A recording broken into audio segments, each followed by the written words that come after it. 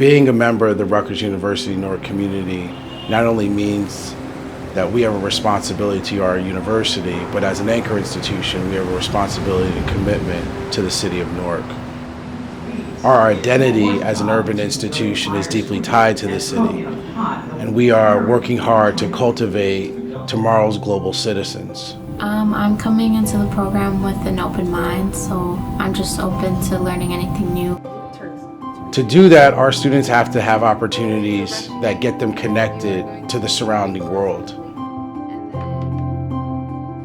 And so finding a voice as a team is extremely important in the work that we're going to be doing. Finding ways of communicating is going to be extremely important. And just learning and understanding one another. You may not walk away and be best friends, but you will walk away and feel like, okay, we've accomplished something as a team and as a community. And so your voices have to be heard. And not just within the group, but also with the Kroka staff. You really want to come with your most authentic self. And so we've developed a unique set of programs that not only challenge our students to develop those skills, but also to apply them in the field.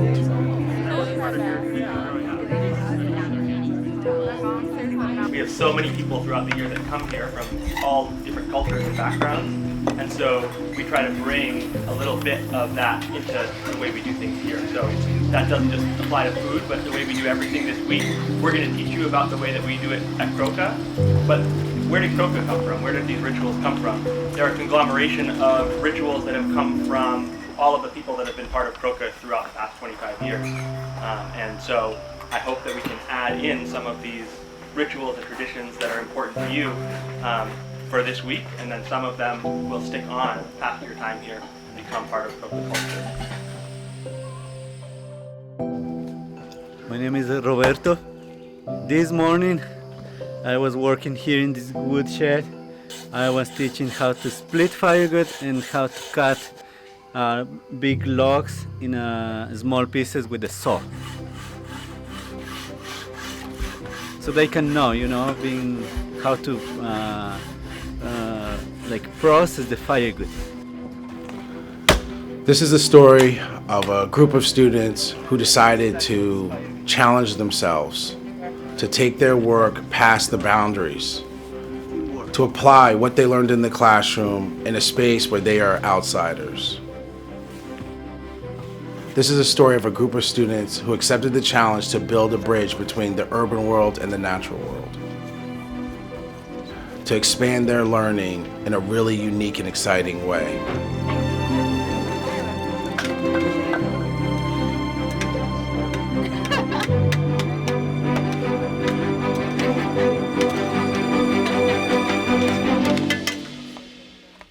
Programs like this, students are able to see unique ways on how people build relationships through hard work, build relationships through food, build relationships through song and celebration. We're extremely excited for our students to be able to engage unique spaces and places where they have a valued voice, and there's opportunities for them to learn how other communities thrive.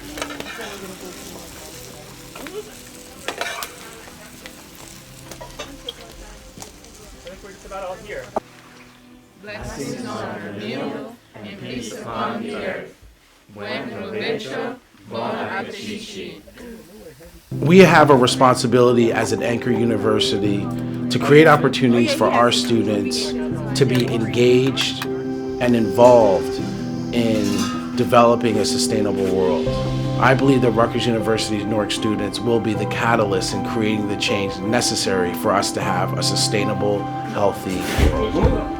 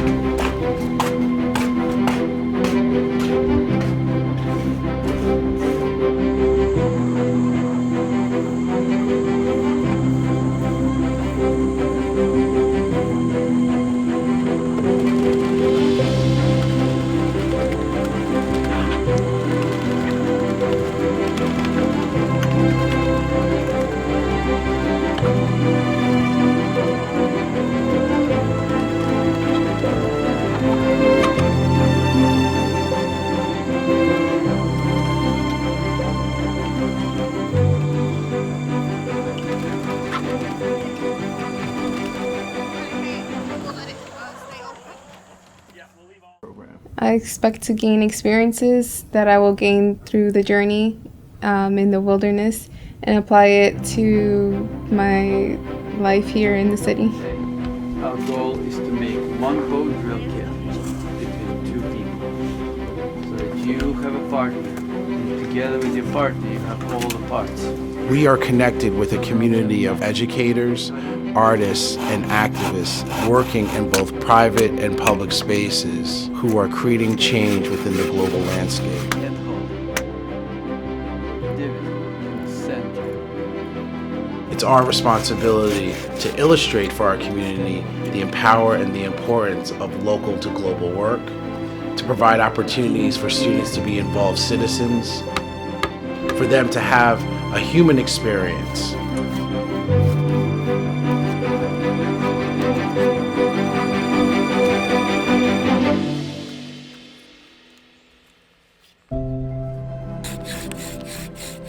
My name is Nathan. I'm a teacher here at Kroka Expedition. Some of these other special cities, what about Boston? Our geography class, introducing students to the New England region and getting them to have a better sense of where things are located. Here, what you notice? The human beings are connected to their places by understanding where they are, and they're connected to other people by understanding where other people come from. And being geographically literate means you have a sense of where you are in the world, about how to get from place to place, and about how people are connected to their places and take care of the places that they come from. I plan to start a nonprofit, so I'm really excited about learning about sustainability so I can use it in a nonprofit.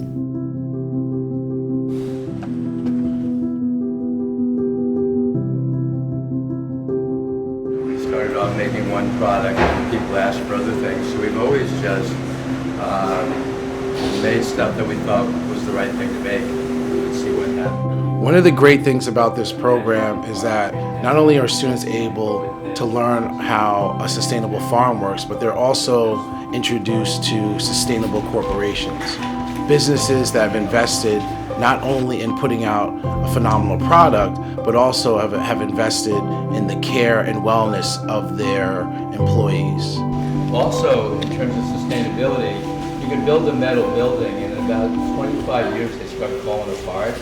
This thing will be here 300, 500, 600 years from now. Who knows what it will be. But you put all that energy into it and you make it last. I'm coming into the program with an open mind, so I'm just open to learning anything new and just new perspectives on anything. So, yeah, let's just focus here because harnesses are a little bit more complex than helmets. And well, as you may imagine, the harness is the device that's going to attach us to the rope. This is from here, this is too loose. Yeah. And it's also an opportunity to exercise trust, right? This is a situation. Look at how Jackie is right here. She talked about how comfortable she feels in that system. So you have to put your trust into the system or into the person who is belaying you. There's going to be someone at the bottom of the rope who's going to be belaying you. They're going to be catching you if you fall, essentially. That's what they're there to do. In order for this to work, you have to put 100% of your trust in that system that's going to happen. Otherwise, your body's not going to let you go down the wall. And so our programs are designed to challenge them intellectually, emotionally, and in some cases physically. Okay, now hold this with this hand below as well. Yeah, you see? Woo, you got it, yeah. Talk that talk. And rub the ground. Off the ground. Awesome, you're doing good job.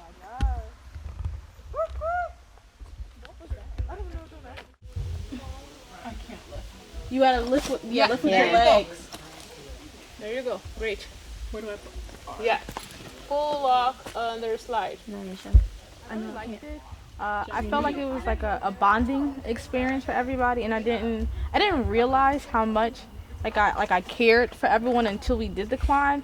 And I could when I was the belay person, I had Yarissa and Fernanda, they were belaying down, and they were like struggling a little bit, and it was frustrating me that I had to let them figure it out, and I couldn't just like go up there and like help them out. And I was just like and it just like clicked to me like I really like I only do that with like my family members or my friends when I get frustrated because I can't help them because I care for them so much. And you have to realize you have to let people do it by themselves to learn. And that's how I felt for these two ladies. I'm like it was like a bonding moment that I realized that I had. Hold on, Rashi.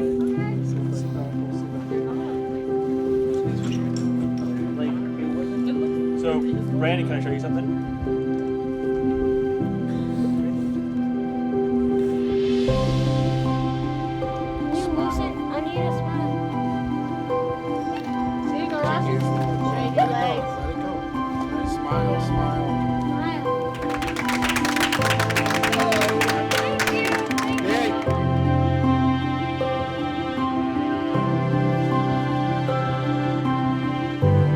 The Office of Global Initiatives is uniquely positioned to provide opportunities for our students, faculty, and staff to make meaningful connections in the global landscape.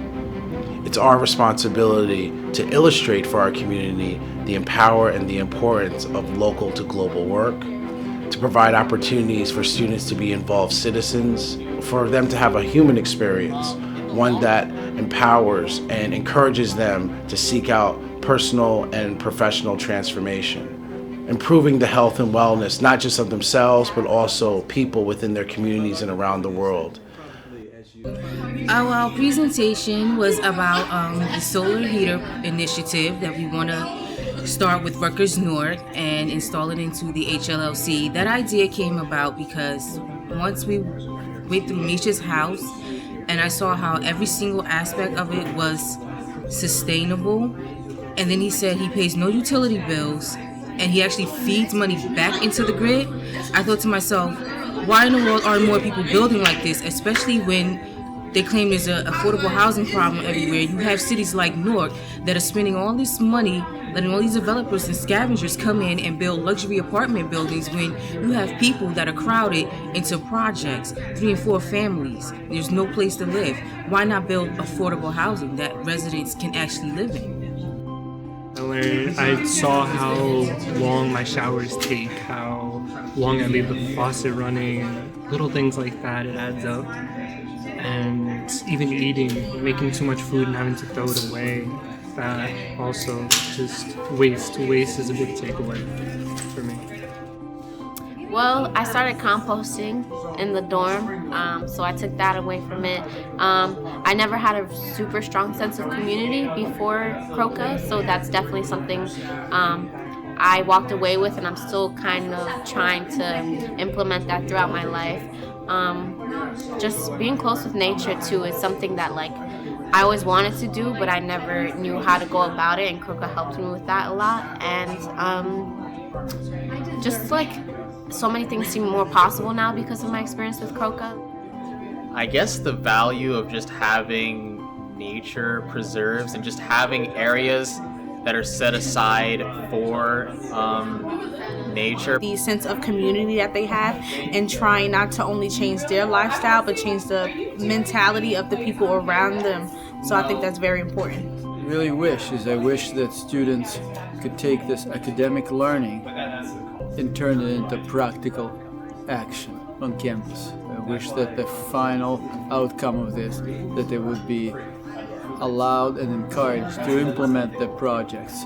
And my take on this is that young people have capacity and enthusiasm to get things done, and we as educators should take responsibility for helping them through to actually getting that done.